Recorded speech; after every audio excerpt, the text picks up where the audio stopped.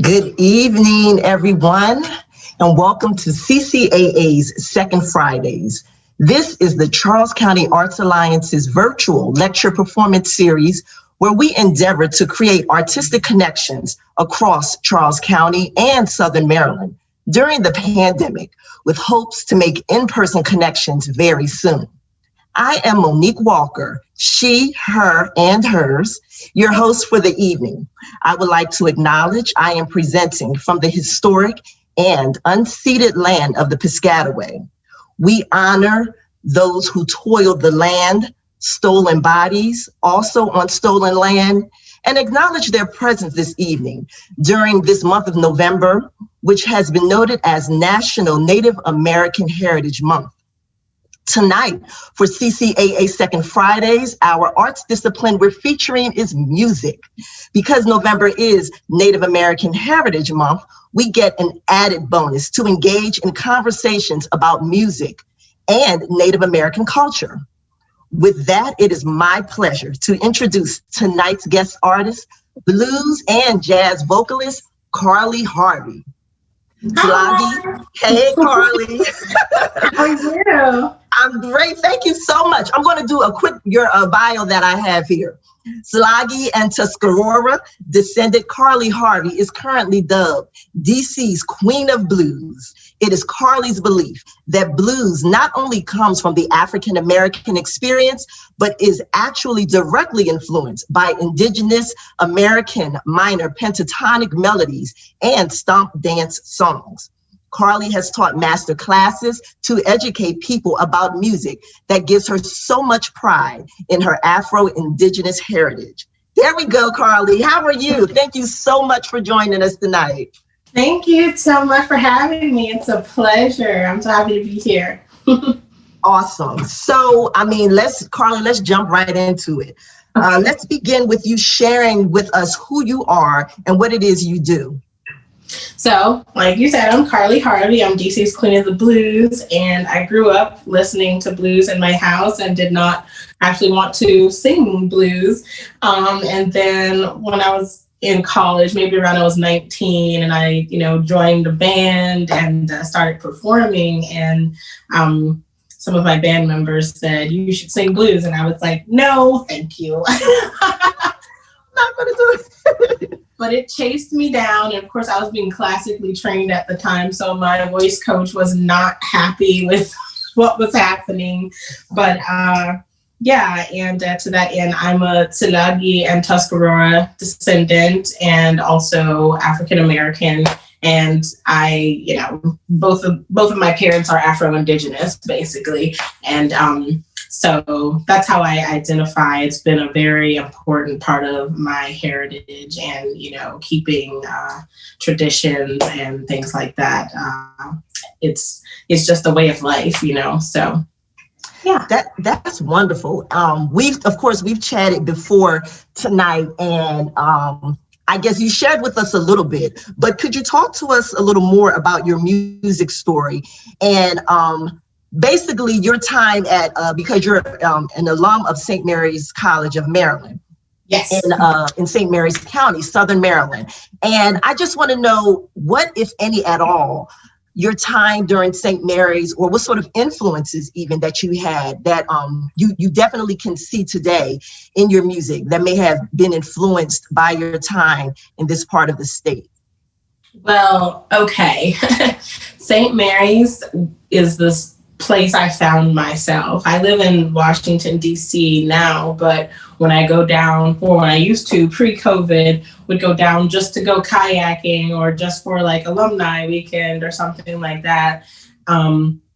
St. Mary's is my second home. I discovered who I was there, especially musically.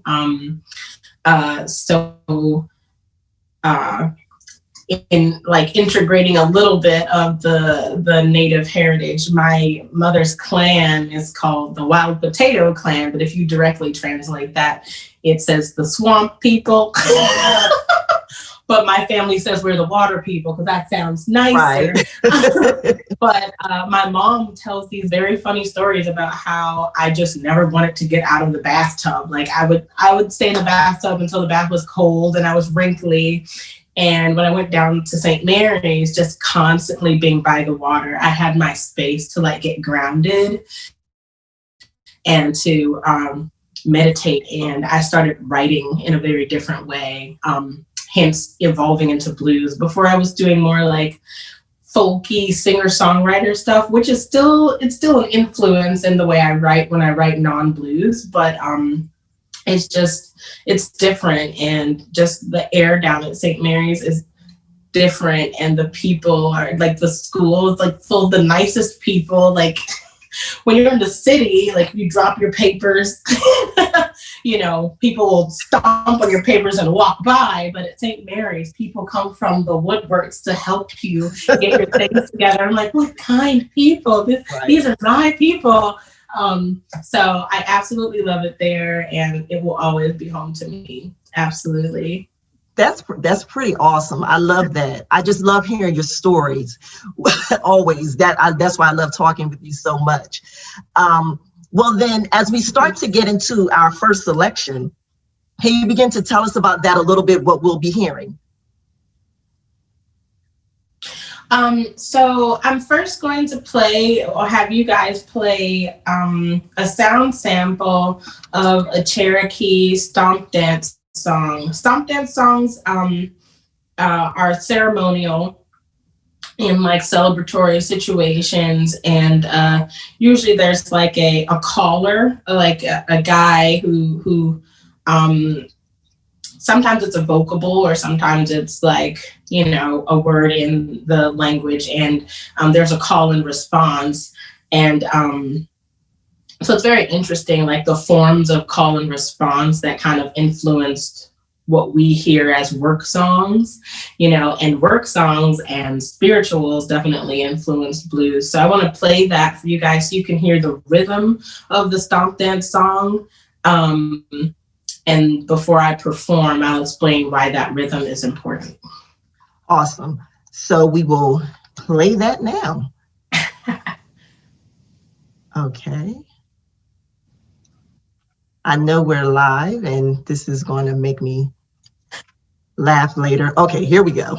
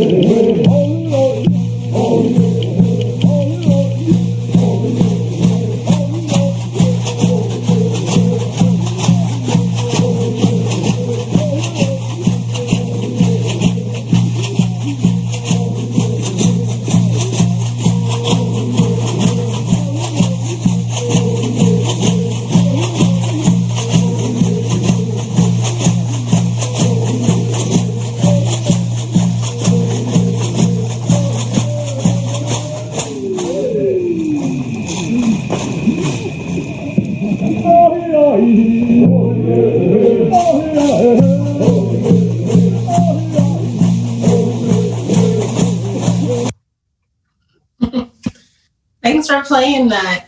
You're welcome.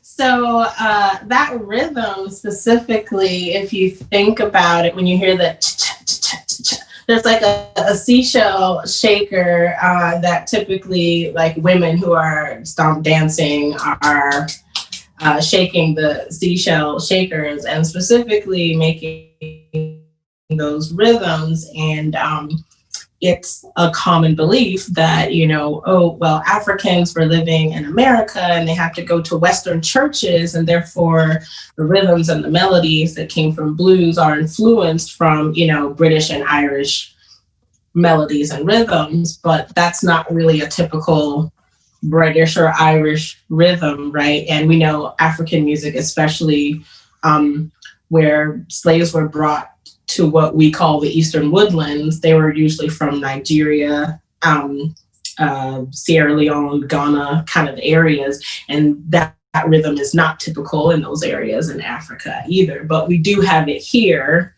in the Eastern Woodlands. And so the Cherokee Empire really, but the nation kind of spanned from like Southern Tennessee, parts of Kentucky, all the way to North Carolina. So that is blues country. That's true. Right. Yeah. And so that rhythm I attribute to the blues shuffle. So my first song, I hope I don't butcher it, I'm specifically going to play the bass line so you hear the rhythm, how this bass line sort of came up. So this is a classic blues song everybody knows. It's called Little by Little, originally done by Junior Wells.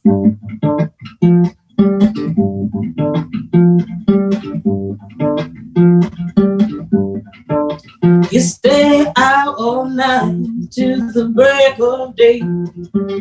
Snap me up with everything that I see. Little by little, I'm losing you where I can see. And bit by bit, darling, your love is slipping away from me. Oh, what you doing, baby? Don't you know it ain't right? Wonder what you doing and why it takes all night. Little by little, I'm losing you, I can see. And bit by bit, darling, your love is slipping away from me. I said, whoa, whoa, baby, that's the way I feel. I said, whoa, whoa, baby, that's the way I feel. I said, whoa, baby, that's the way I feel. Oh, I get so disgusted when I try to kiss you. Just don't feel like it used to do. Oh, little by little, I'm losing you, I can see.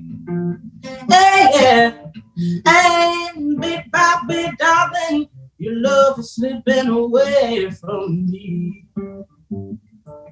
I said, whoa, whoa, baby, that's the way I feel. Ooh, I said, whoa, whoa, baby, that's the way I feel. Oh, I said, whoa, baby, that's the way I feel. Yeah, yeah. Oh, wow. Thank you. I love it. I love it. It's funny, while I was listening to you, I was immediately transported. My first introduction to blues music, my father, Donald Newton, he's an actor. And I believe Ed Shockley wrote it out of Philadelphia. He wrote a play called, no, he didn't write the play. He didn't write the play. I'm about to mess that up right now, mess up my theater. But my father, maybe Ed directed it, but my father participated in a production called Ma Rainey's Black Bottom. So you just transported me back to my youth, or was it, I think maybe Ed wrote the Bessie Smith play. I forget. I'll have to confer with my father later, just for my own personal edification and getting my own personal history correct. But I just realized how little we take it for granted. I'm a huge jazz artist. So when I think about blues, I think about immediately, oh goodness, of course I'm going to, I think of House of Blues, BB, what's his name? Thank you, BB King, because I was about to say B. Smith, thinking, yes, I was about to say B. Smith, thinking of the late restaurant owner and model. In any case, though, I just got to be, you really, like I said, you really transported me, just thinking about my youth and how those different sounds and influences, we take it for granted, you know, regardless of the, you know, the different, whatever we grew up in our own home. So I'm getting to a question here. I just wanted to say, I just wanted to ask if you could, are there any like current musicians you can identify when you think about whether they're doing it intentionally or not, or indirectly or directly, where you find different Afro-Indigenous influences in current blues music? Any musicians or songs? Yeah, so Martha Redbone is pretty famous, pretty popular. She is Tsulagi, which is the way in the Tsulagi dialect to say Cherokee. Okay. So I'm not sure how the English settler people were like Tsulagi, Cherokee. I don't know. Thank you for that history lesson. And so she is Cherokee and Choctaw and Black, and she is an amazing vocalist. Her music kind of ventures more to like rock and mainstream, and then you can just hear it's not like she's like, I'm Native American and I'm singing. You know, she just sings and you hear it there, and she does include, you know, Native musical influences in her music. And then there's an R&B singer who's Choctaw, and her name is I think she goes by Mumu Fresh, and she does like, have you heard of her?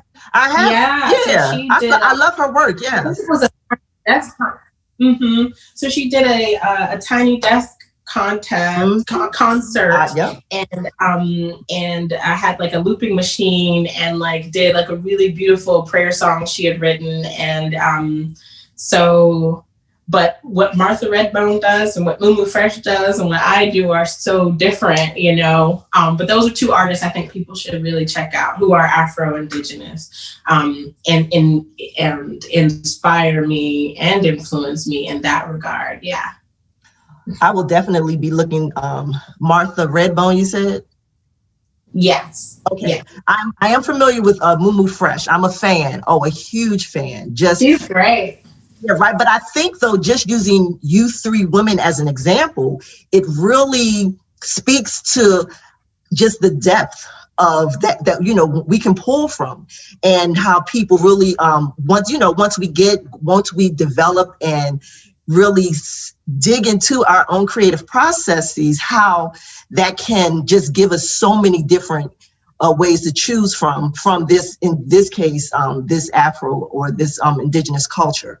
So with that, I said creative process. I'm curious, can you describe your creative process when creating music? Do you deliberately seek to integrate your heritage?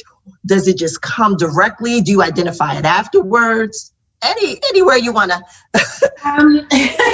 So usually I'm led spiritually to include heritage in music, because being Afro-Indigenous is very delicate, because we have most of us endured prejudice on both ends of our heritage. So whether we are in the Native community, especially Native people who live on reservations, feel very protective to protect the solidarity of their nation. And so also being victims of white supremacy, they sometimes especially when it comes to Afro-Indigenous people, dismiss and disregard it because they're trying to protect themselves. So I get where it's coming from, but it's hurtful for us. And so I walk a tightrope where I want to make sure people know my heritage is important to me, but it's not a gimmick. So I only recently started incorporating more of my Indigenous heritage in the music. So before it was like, I'm just doing blues, but Martha Redbone and Moo Moo Fresh, I'm like, okay, you know, it's like, it's just so that's how they inspired me, not necessarily in my sound, but in the energy that you should fully embrace who you are and just stand still and be who you are and just let the music speak for itself. And so that gets incorporated later, but initially in my creative process, this bass behind me was my father's bass. My dad was a funk bassist, and I hated funk music growing up, just like I hated blues because my mom liked it, and I hated funk because my dad played it. And I later grew an appreciation for it, of course. And so a lot of times when I write a song, I start with a bass line in mind, and then I create the rest of the progression around what's happening in that bass line. And so I think, a couple of my songs on my EP, of my EP that I have out were all written bass line first, and then I kind of like produce in my head what I want to have happen, and then I say to my band, let's all get together, and I'm like, you do this and you do that, and then we just put it together until it sounds the way I want it to sound. Well, that's awesome. Thank you for sharing that. So can we hear some more? What would you like to share with us next? Sure. Well, since you said that you like jazz, this is actually a new song I wrote.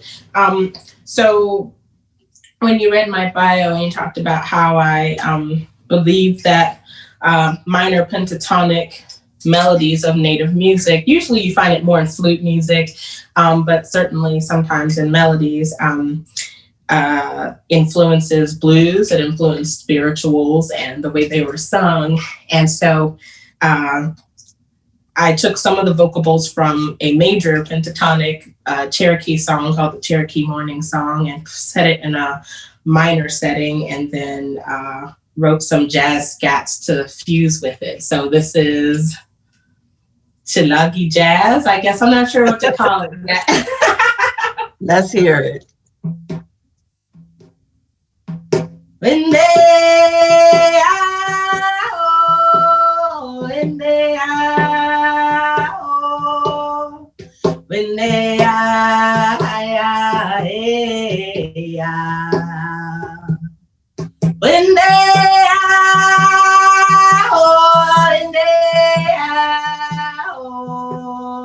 when they are, when they are,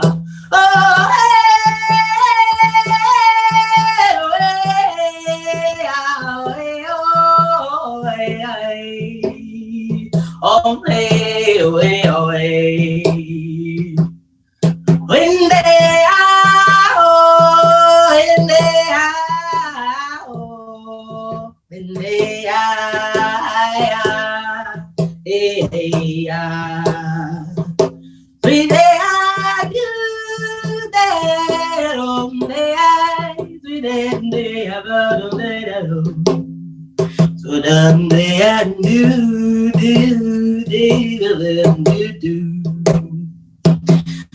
They are, do, do, do, that, they are, do, that, do, they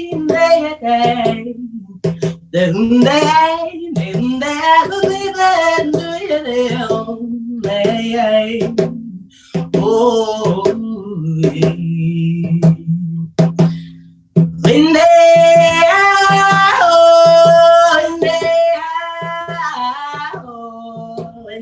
are,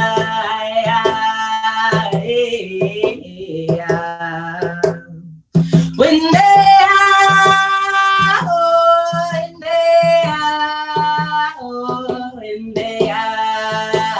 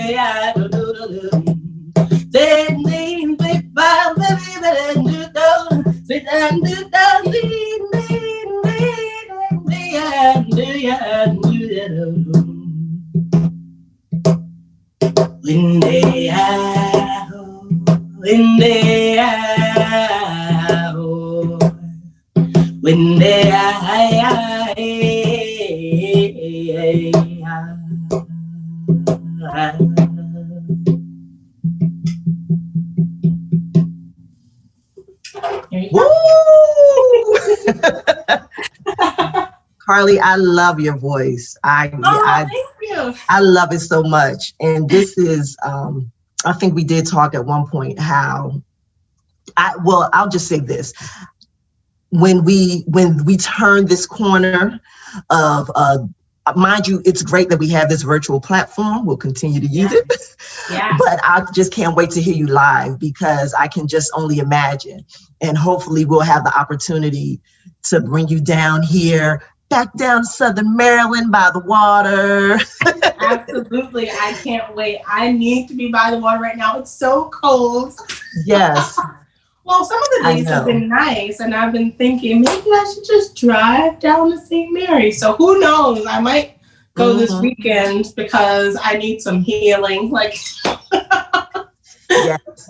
And you can always stop in Charles County on the way.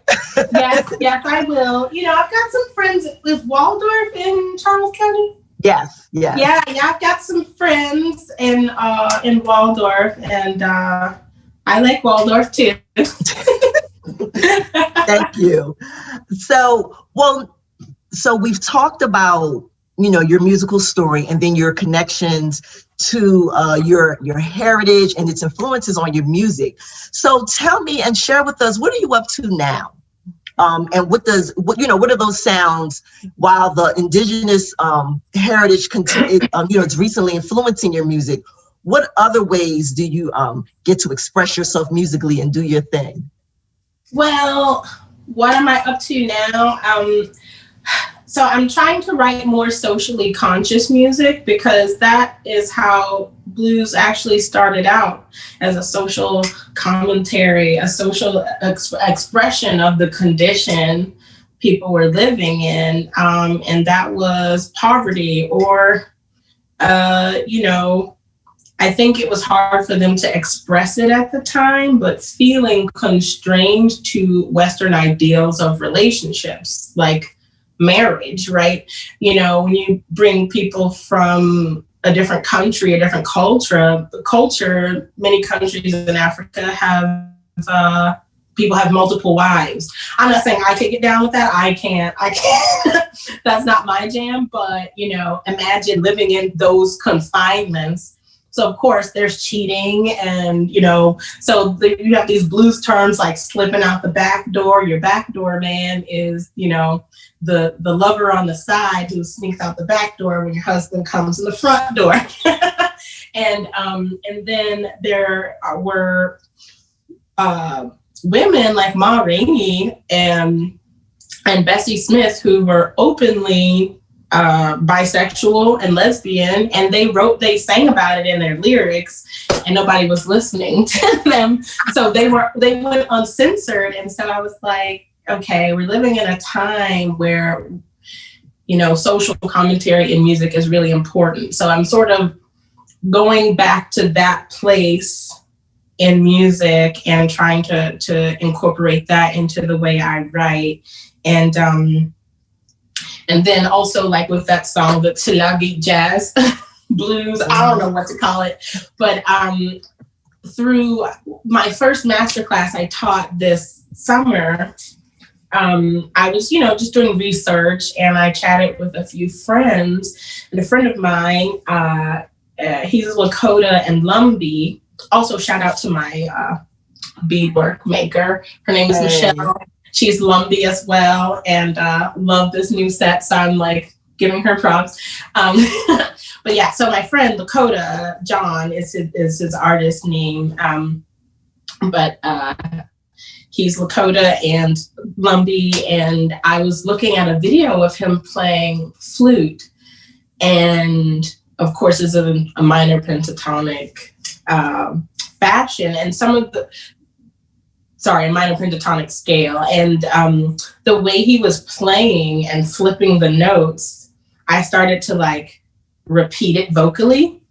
And so that gave me an idea. So he and I are going to get together and we're going to do a song, because what I realized is that the way I scat is very, very much so just like flute music, indigenous flute music. And I didn't really get that actually until this summer. Like I knew I felt influenced, but I didn't really understand how until I was just playing around doing a call and response with him. So we're gonna, in that regard, make more indigenous influenced music together, and then also incorporate that into new songs I'm writing. So the Cherokee Jazz will be on the new album, and the project with Lakota John will be on the new album whenever we get together. Yes. But people are writing, they're recording albums like from a far distance, as long as you have the setup at home. So, you know, I'm glad that I'm really grateful for technology because we get to create in that way. Like, it's really a testament to like the human spirit. Like, you know, we are resilient and strong, and you know, we'll find a way to make happen what we need, you know. So we're finding ways, creative ways to make music, and so I'm happy about that. Yeah, well, I mean, you know, just if given with COVID since March, and you've been working, you know, you discovered that this summer, what other ways have you been doing, or what other things, I should say, have you been doing over these past few months on lockdown? And well, I started, it sounds weird, but I started a new project, and I'm like, why did I do that? So pre-COVID, I was like a busy bee, and I couldn't remember my own last name because I'm just all over the place. I had 5 jobs. So silver lining from COVID, it taught me to slow down because I'm going to be taken care of, right? So you have to shift out of your scarcity mindset, and you'll like receive so many blessings. And so I have 2 friends who were my safe bubble buddies who are also musicians, and one of them had a show that came up, but her guitarist moved to Florida. Why to Florida? Like the epicenter of like, anyway, so they had this live stream show to do, and she was like, I don't know what to do. And I was like, oh, well, I'll just accompany you, or we can do some duets. And her mom had been advocating for a Carly and Jenny show. So I was like, sure, let's do it. Well, my bass player lives 10 minutes away from her. And we were like, okay, well, instead of just Carly and Jenny, why don't we bring Holly into the mix? So Holly comes over, and the show is a hit. So we started a new project. We're called the Honey Larks. And so we are all having like safe practices. I get tested once a month just to, you know, in prevention of spreading and things like that. And so we just recorded a holiday song that's going to be released on November 25th. And we're going to record a music video for it. And we're having a lot of fun. So I started this new project. So now I have Kiss and Ride, which is my blues band, and then Carly Harvey, just the solo artist. And then I have another project called the Carly Harvey Experience, where we do like jazz and soul. So it kind of ventures out of blues just a little bit. And the song you guys heard earlier was from a project I have with a producer in Italy, whose name is Taste of Dream. And then now I have the Honey Larks. The Honey Larks. Well, one thing that you are providing examples of, and I'm sure different people, artists, non-artists alike, we've learned, like you said earlier, we've experienced that spirit of resiliency But also, I just wanted to highlight just the power of collaboration in this time, how we need each other more than we know. And isn't that wonderful and amazing how those forces just come together? And bam, now we got the honey larks. Did I say it right? What's the name again? Yeah, the honey larks. That's excellent. Right. I love that. And I saw that on your website. So I'm looking forward to that because I love Christmas music. We started playing it last weekend, probably like early before that. But in any case, though, I'm really looking forward to that. Now, of course, on all our social media, we will share your website. Aside from carlyharvey.com, are there other places? What are your social media platforms where people can connect with you also? Oh, sure. So on Instagram and Twitter, I'm Carly H Music, and that's no E in the Carly, just CARLY. So that's Carly H Music on Instagram and Twitter. And then on Facebook, I'm just Carly Harvey Music. And on YouTube as well, you can just look up Carly Harvey Music and find my channel. And Steve Harvey has a daughter named Carly. It is not me. Which lots of people have like speculated. They're like, that's Steve Harvey's daughter. And I'm like, who told you that? And spread rumors at the shows. But anyway, so if you look me up on YouTube, you might find Steve Harvey's daughter, but just, keep scrolling and you'll find me. Normally, like, you can put music or blues behind it, and that's how you'll. Okay, so Carly, you are going to bless us with another selection. Why don't you speak to us a little bit about what we're going to hear next?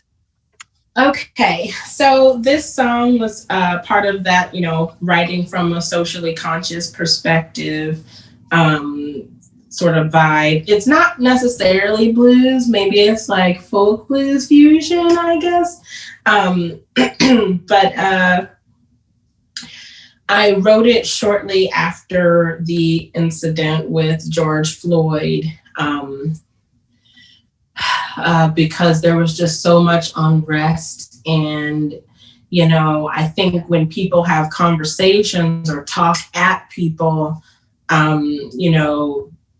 you never shift anyone's perspective by yelling at them or telling them they're stupid or, even if it enrages you that they don't get where you're coming from. So I wrote this song asking a question, like if this person looks like you, would it matter more? Or does it make a difference? And just sort of like explaining the perspectives from the eye of my heritage. So that is the next song. It's called Human Too,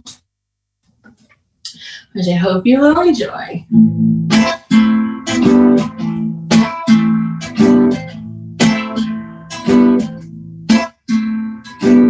What if I said that I can't breathe? In fact, I beg and I plead. Why your need is pushing down on me?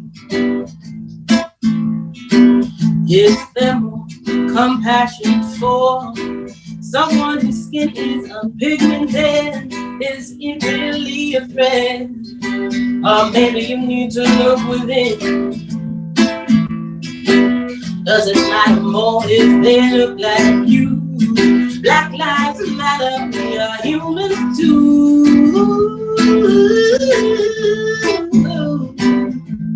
We're human too. Oh, we're human too. Oh, hey,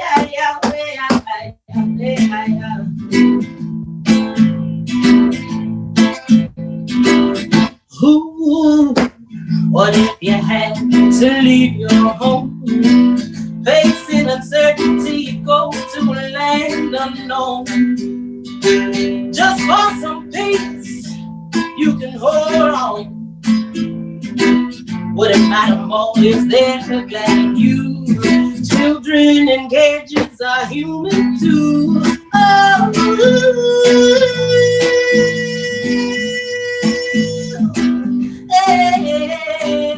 yes, they're human too.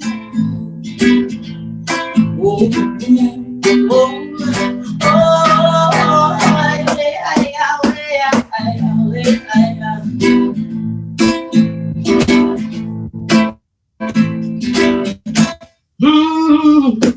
exaggerate your features in an ugly way.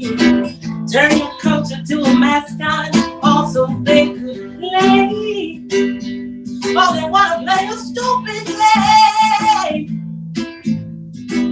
and call the team or racial slur. Wanting to demean and mock the bounty on your head. What if they skinned you alive just because your skin was red? What if animal if we look like you? Indigenous people are human too.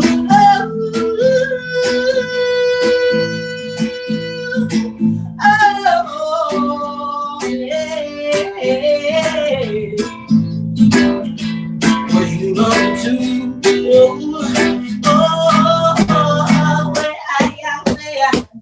We can heal from ingrained hate. We can heal if we communicate. We can heal from ingrained hate. We can heal if we communicate. Black lives matter, we are human too. You are human too. Oh, children and gadgets are human too. Oh, yeah. Indigenous people are human too. We can heal from anything, hey. We can heal if we communicate. We can heal from anything, hey. We can heal if we communicate.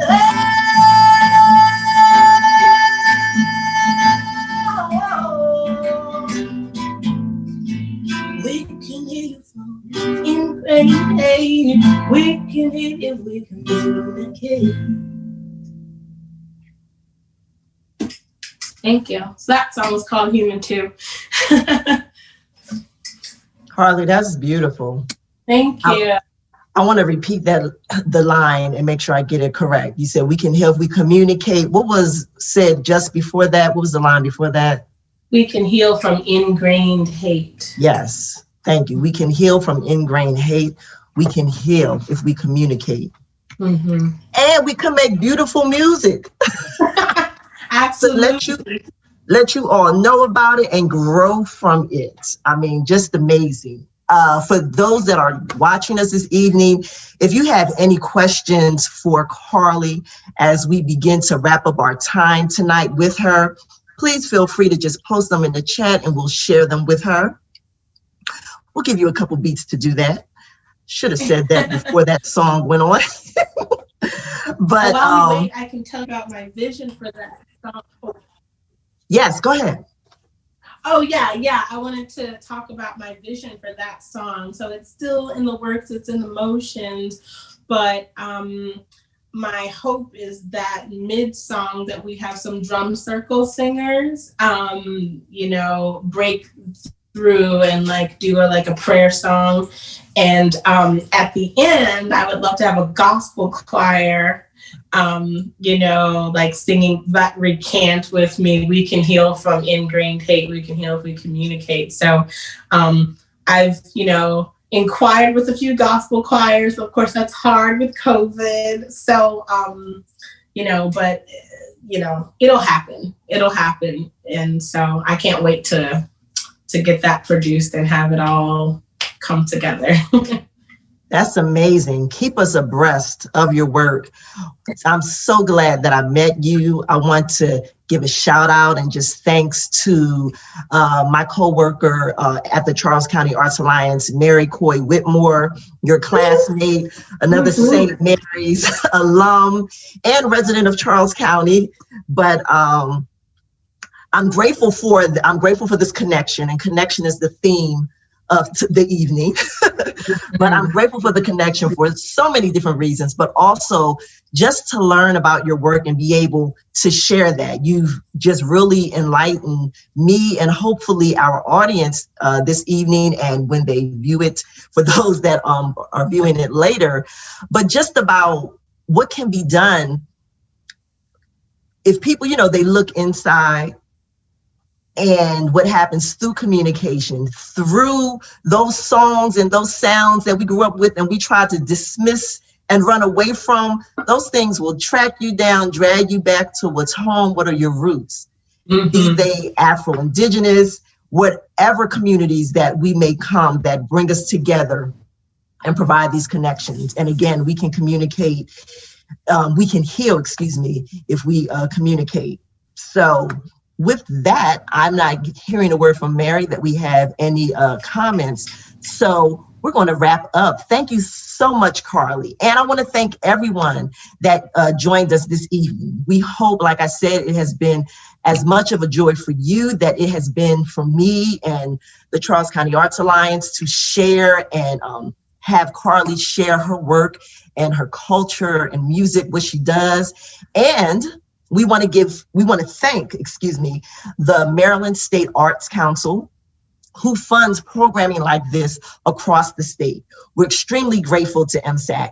And particularly, I would like to give a special thank you to Chad Buterbo. I hope I said your name correctly, Chad. I've been practicing that all afternoon. In any case, Chad is one of the state folklorists at Maryland State Arts Council. And just speaking with him early on in our planning was extremely helpful. So thank you, MSAC. Thank you, Chad, and everyone at MSAC, in fact, for all the work that you do. And for everyone else, we want to invite you every second Friday of the month to join the Charles County Arts Alliance. Next month, December, we're going to focus on dance. And our guest artist will be Cheryl Pollard Thomas from the new dance program at McDonough High School in La Plata, Maryland. Cheryl will talk to us about the new program. Hopefully, we're going to share some movement from her students, some dance from her students, and also we hope to view some additional footage from dance works in Charles County. And Cheryl and I are going to discuss dance, discuss the holidays, and also just take a great look at dance in Charles County. So thank you again to everyone. Join us next month, December 11th, YouTube and Facebook. And have a great night. Be sure to subscribe to our channel. Follow us on Facebook and Instagram. Yes, I got it, Mary. Follow all of our social media platforms. Subscribe, like us, comment. Let us know what you thought about this evening program and if there are other things that you would like us to share in this platform. And last but not least, everyone, please continue to stay safe and enjoy your evening. Carly, thank you so much. Thank you. And we'll see you next time.